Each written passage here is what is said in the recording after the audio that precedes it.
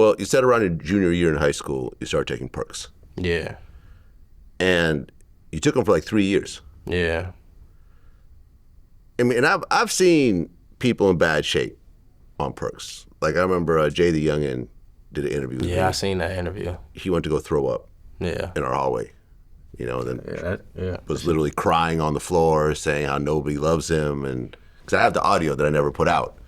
And then, you know, he kind of cleaned himself up, got back, you know. Mm-hmm. So it could get really, really messy. Yeah. If you really get addicted.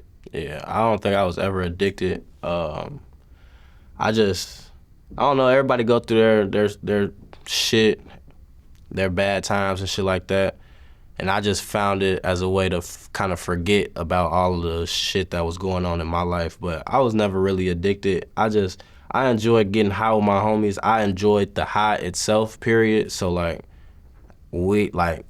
how my friends kick it, we'll kick it in the crib, listen to music, watch TV, and take some perks and chill and get high. Like that's the type of shit we was on. I wasn't really abusing Perocet to like, I don't know. I never really was just abusing it though. I just kind of enjoyed the high.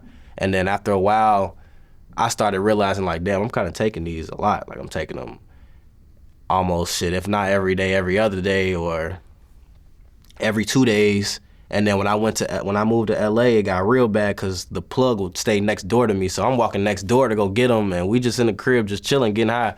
But after a while, it started fucking my stomach up. I started getting sick all the time. So I was like, nah, I stopped fucking with him. Was there like a specific thing that made you take your last pill? Nah, I had a bad high. My high was real bad. The room was spinning. I was throwing up for probably like 20, 30 minutes. That shit just tweaked me out, and I was like, nah, I don't fuck with that. I'm pretty conscious. If I feel like some shit's finna fuck me up, I'm cool on it. But when I first started taking them, it wasn't really doing too much bad to me, at least what I felt like. The high was cool. I get the munchies, eat, go to sleep, wake up, I'm straight. Like, that's just how I was, and then after a while, it got worse. Well, congrats, man. Some people don't get off that train. Yeah. It's deep. Yeah. Shit get tough. Well, you graduated high school, and you had straight A's. Yeah, well, yeah, like A's and B's. I ain't had no C's, though. Okay. Smart. And were you thinking about college at that point? Yeah, I wanted to go to college to play ball, but I didn't play ball in high school because after my freshman year, my school was so big, bro. We had like 3,000, 4,000 kids, so our tryouts are like 4 cuts. So it's like after my first year of high school, I think I made it to like the 2nd or 3rd cut, and I'm like, bro, there's so many people trying out. Like, now that I think about it, I probably just didn't want it enough to fucking outperform 100, 200 other kids. So I'm like, man, fuck this. And then, like I said, I always loved music, so I just started making music. But yeah, I was gonna go to EIU, Eastern Illinois, and then I got signed like right after high school. So I was like, fuck this shit. Okay, so was it around your senior year you started dropping music videos? Yeah, about the beginning of senior year, maybe the end of junior year, I was dropping music videos. Okay, and you hooked up with a manager. Yeah, that was probably towards the end of my senior year. I got a manager.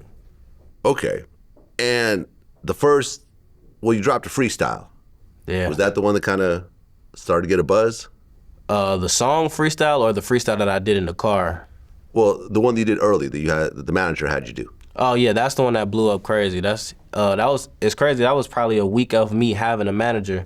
Mm-hmm. We had he was just telling me like, you know, we got to put money to promoting, like stuff like that, because I got the manager in the first place because I didn't really know what I was doing. I was just dropping music, and I'm like, if I'm gonna get anywhere with this and prove my people's wrong, because they wanted me to go to college so bad, I'm like, if I'm gonna prove anybody wrong, I gotta get a manager. So he was telling me put money to promotion and stuff like that, and then he was like, bro, just do a freestyle or something and let's just post it and market the shit out of it. So I did the freestyle, and then he was just marketing it like crazy, and it just started blowing up. Every week it was gaining like 10,000 views or 5,000 views, and then after a while it'd go to like 20,000 views, and then after a while we look up and it's at like 150,000 views, and we're like, oh shit, all right, so might as well drop the song now, and then kind of just went like that. Okay, so I want to focus on this thing, part of what you said. So you guys were marketing the song. Yeah. How so? Explain specifically. Were you putting money behind it? Were you paying people to post it? We were paying pages to post it. So like we'd find pages that didn't have like a lot of bots or like fake accounts that are commenting and stuff like that. We kind of had to really sit and do our homework on which promo pages were the right pages to put our money to, so we're not wasting our money. But like he put a list together of promo pages, and then we're like, all right, bet. So this week I got $300. Whatever you got to it, let's put to it, and then we're just gonna do it like that. So I'm putting $300 of my own money, making my pockets flat to fucking promo my shit. I love that, man. Yeah, bro. I love it. I wanted that shit bad. Yeah, a lot of people I feel like a lot of people in your position want someone else to invest in their dreams. Yeah. They feel like they haven't gotten on because someone like Birdman hasn't noticed them and put $1 million behind their video. Like they're not thinking like, all right, like this is my dream and I need to invest in my own dream. Yeah. And once it gets to a certain point, other people will start noticing. But really, this is my job right now. And you kind of took that seriously. I think it just be social media, bro. People see, like you said, people like Birdman coming to fuck with certain people, and they're like, damn, my music hard, why people not fucking with me? But right.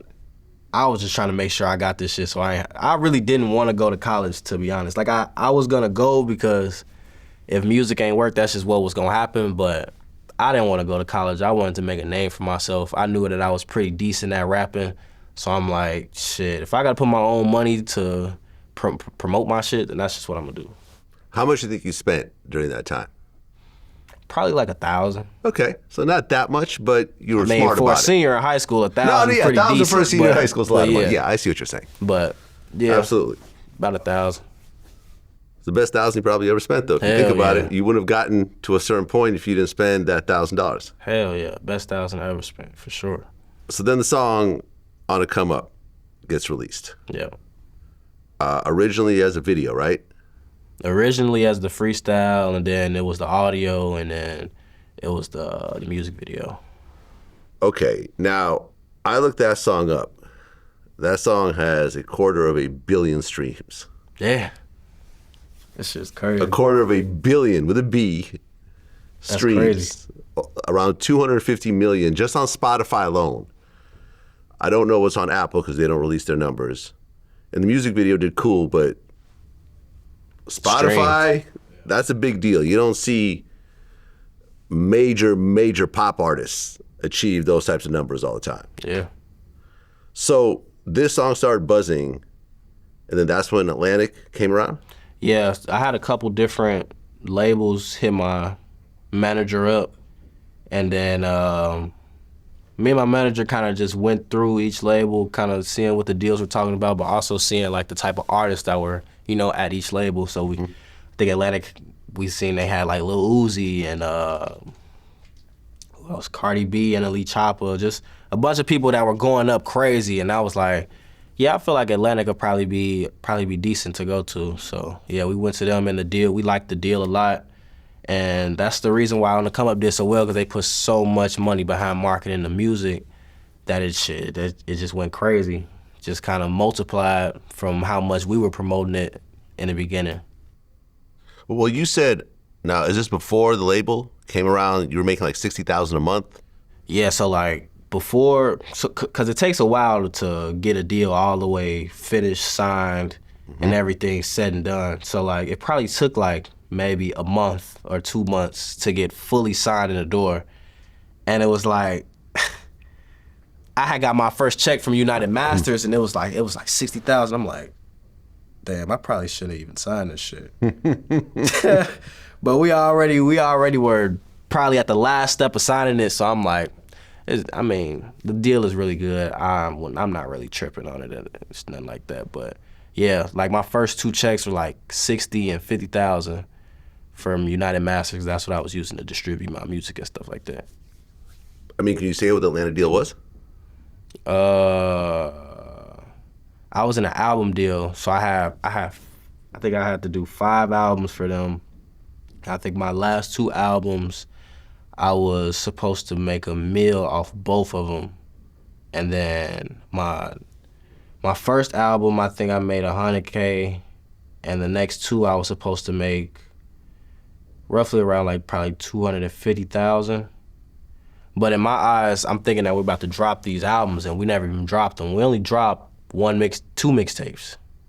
So I didn't even get to the album. I only dropped the first album out of the 5 albums was a mixtape. And then the next 4 were supposed to be albums. I dropped all mixtapes. So we never even got to the albums, period. Okay, so Underrated, that's not an album? No. And that's got on that's the come an EP. up. It's got on the come up on it. Yeah. I mean, why not just call it album? So now you could check off one of your albums on your deal and go on to the next album. Because they were fucking trying to hold me hostage like a fucking prisoner. I don't know, that shit was crazy. Wait, so they wouldn't allow you to make this an album?